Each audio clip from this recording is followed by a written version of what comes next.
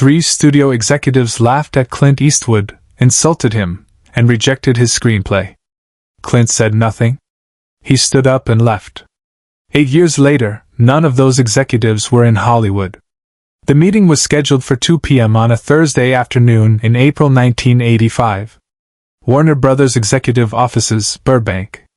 3rd floor, corner suite. The kind of room where careers were made and broken with a handshake or a dismissive wave. Clint Eastwood arrived exactly on time. He wore what he always wore. Dark blazer, simple shirt, no tie.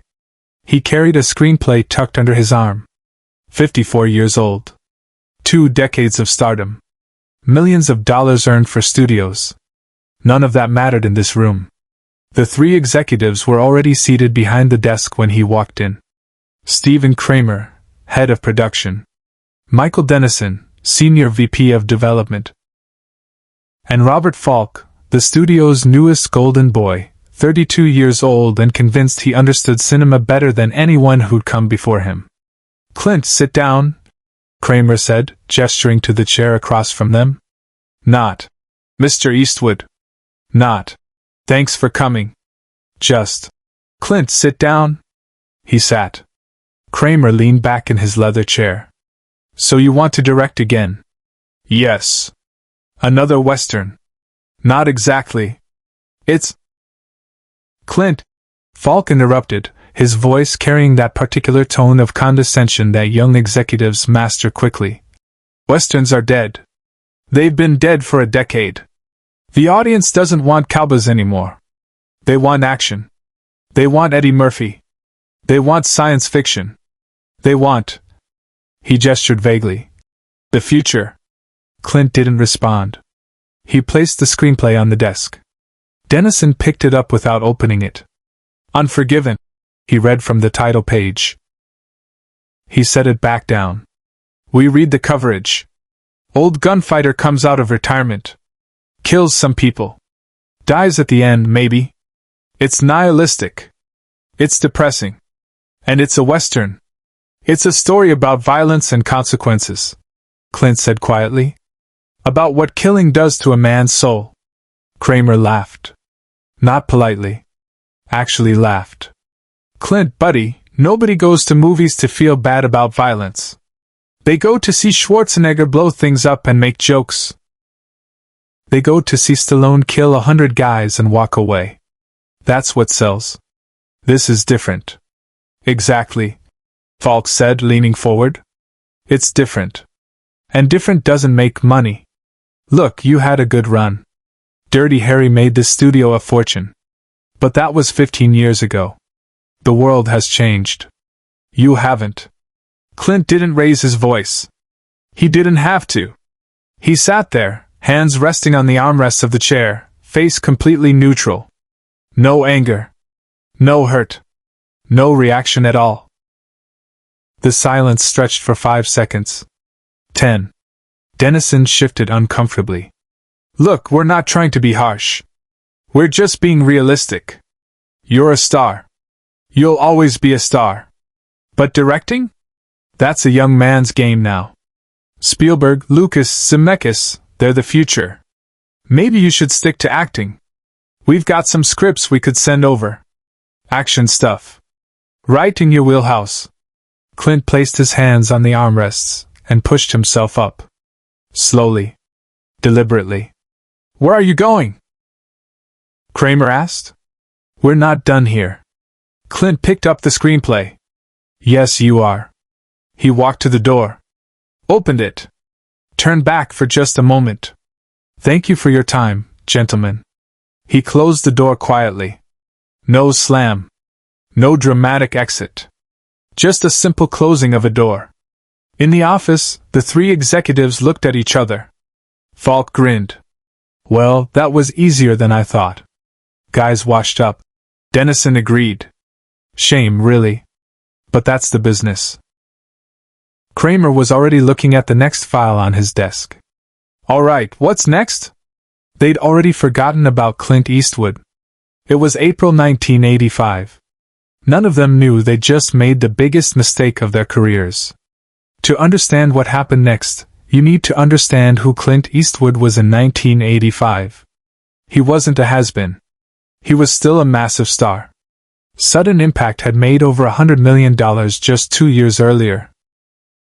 He could have spent the rest of his life making Dirty Harry sequels and banking 8-figure paychecks. But that's not what he wanted. Clint had been carrying the Unforgiven screenplay in his desk drawer for nearly 8 years. Writer David Webb Peoples had sent it to him in 1977. Clint had read it once and known immediately it was special. But he also knew he was too young to direct it. The story required a certain weight, a certain weariness that only age could bring. So he'd waited. Turned down other projects. Turned down big money. And in 1985, at 54, he'd finally felt ready. Warner Brothers had been his home studio for 2 decades. He'd made them hundreds of millions of dollars.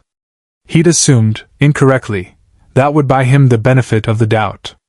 After that meeting, he could have raged. Could have called his agent, his lawyer of the trades.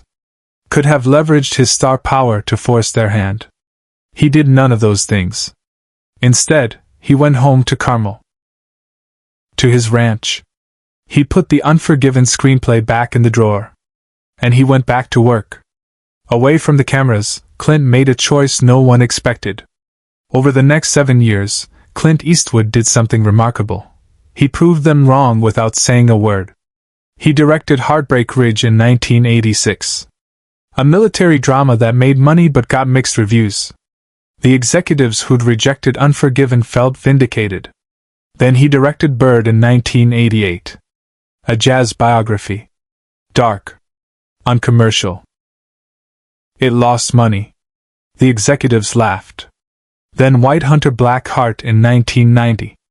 Another box office disappointment. See? They said. We told you. He's lost it. But something else was happening. Critics were paying attention. Serious critics. The kind who didn't care about box office, who cared about craft. And they were seeing something in Clint's directing work that the executives had missed. He was getting better. Bolder. More confident. He was learning. Experimenting. Taking risks on his own dime, with his own production company. Building a body of work that proved he understood cinema on a level the executives never would. And through it all, he never once publicly criticized the men who'd rejected him. Never mentioned that meeting. Never defended himself. He just kept working. In 1992, 7 years after that meeting in the Warner Brothers offices, Clint finally directed Unforgiven. Not at Warner Brothers. They'd passed twice more in the intervening years. He made it independently, then sold it to Warner for distribution only after it was finished. He cast himself in the lead, now 61 years old, exactly the right age for the part. He shot it on a tight budget, on schedule, with his usual quiet professionalism. The film premiered in August 1992. It was immediately clear something was different. This wasn't just another Clint Eastwood movie. This was a masterpiece. A deconstruction of every Western myth, every violent fantasy, every easy answer about good and bad and what killing really costs. Critics went wild. Audiences discovered it slowly at first, then in waves. Word of mouth built. The film kept playing in theaters for months. By the time award season arrived, Unforgiven was unstoppable. 4 Academy Awards, including Best Picture and Best Director. Clint Eastwood, the washed-up Western star who didn't understand modern cinema, stood on the Oscar stage holding the statue for Best Director. In his acceptance speech, he was brief. Humble. He thanked his cast, his crew, the writers.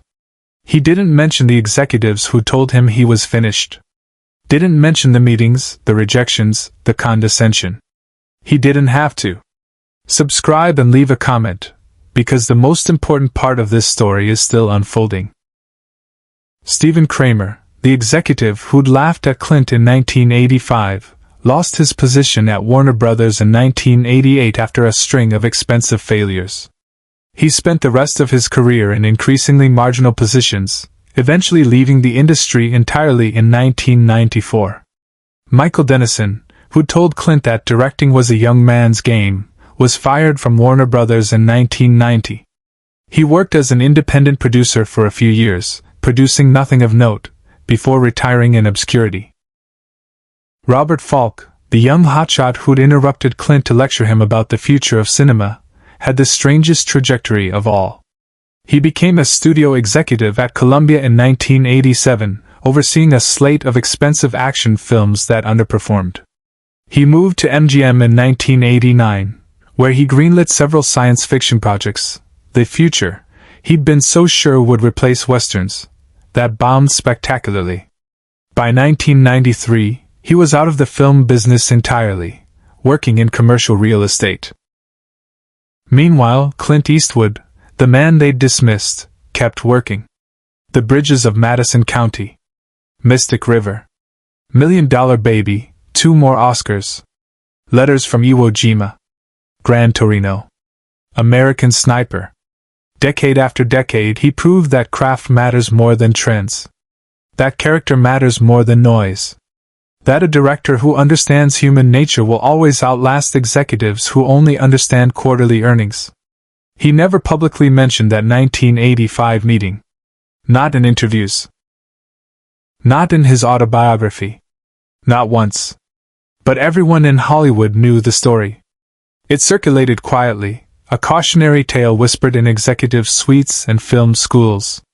Don't confuse silence for weakness. Don't mistake humility for lack of vision. Don't assume that because someone won't fight you in the room, they won't prove you wrong in the world. In 2009, 24 years after that meeting, a young executive at Warner Brothers found himself in a similar situation. An older director, a legend really, was pitching a difficult, uncommercial film. The kind of project that made finance people nervous. The young executive was about to pass. Had his speech ready. The polite rejection. The suggestion to try something more commercial. But his boss pulled him aside. You know the Eastwood story? Which one?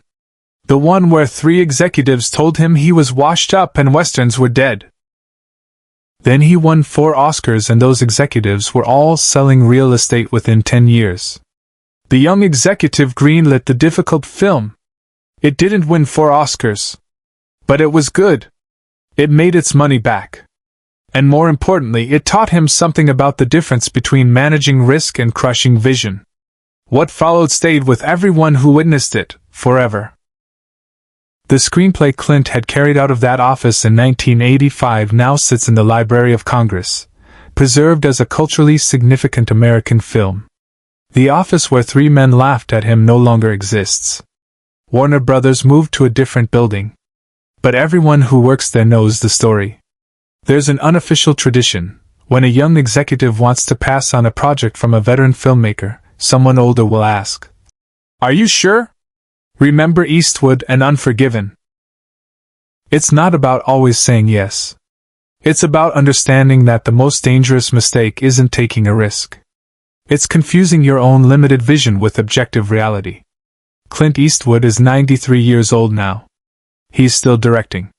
Still working.